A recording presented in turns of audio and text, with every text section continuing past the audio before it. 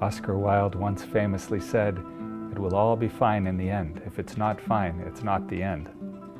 Archbishop Charles Halpin, who ordained me here 25 years ago, once told me, "I've looked at the back of the book, and it all comes out good in the end." From the perspective of Christian hope, a hope grounded in the resurrection, we can trust that time and history are ultimately in God's hands. But we are not grasping the depths of Christian faith if we go through life with a naive optimism which smiles through suffering, saying it's all going to turn out okay. At least that's not where the scriptures or our liturgies lead us. The account of Jesus' arrest, his passion and death, is a story of the suppression of the truth, the shattering of hope, and the victory, albeit short-time victory, of fear, violence, and cruelty. This isn't about making the ending all the better when it all comes out good. That reality of suffering is vital for us to keep in sight, because those things still happen in our world, in our lives, in the lives of those around us.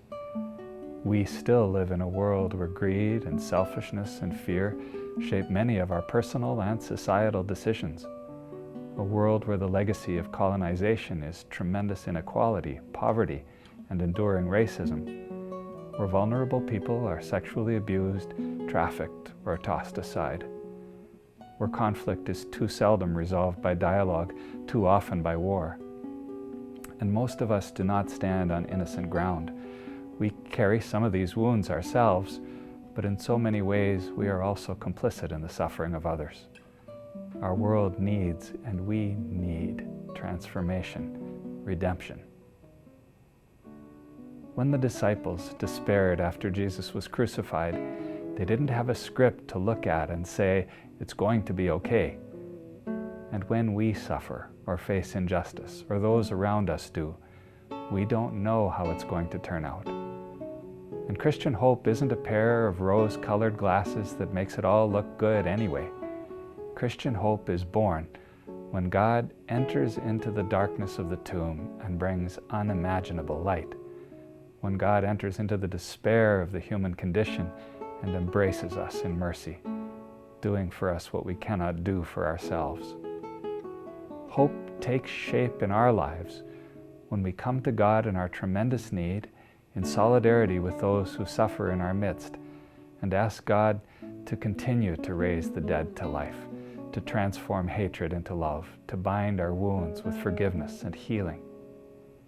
But when we do so, don't be surprised that God asks one thing in return, that we take up the invitation to put our lives at the service of the transforming and redemptive work of the gospel, bringing light into places of darkness, bringing hope where there is despair, justice where there is greed, peace where there is strife, the balm of God's mercy where there is suffering.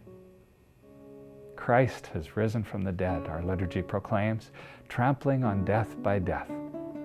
Let us rejoice, but let us also hear anew God's invitation to follow Jesus, who gives his life out of love. Lord God, make us bearers of the light, witnessing with integrity to the resurrection in all we say and all we do. Friends, Christ is risen. He is risen indeed. Happy Easter.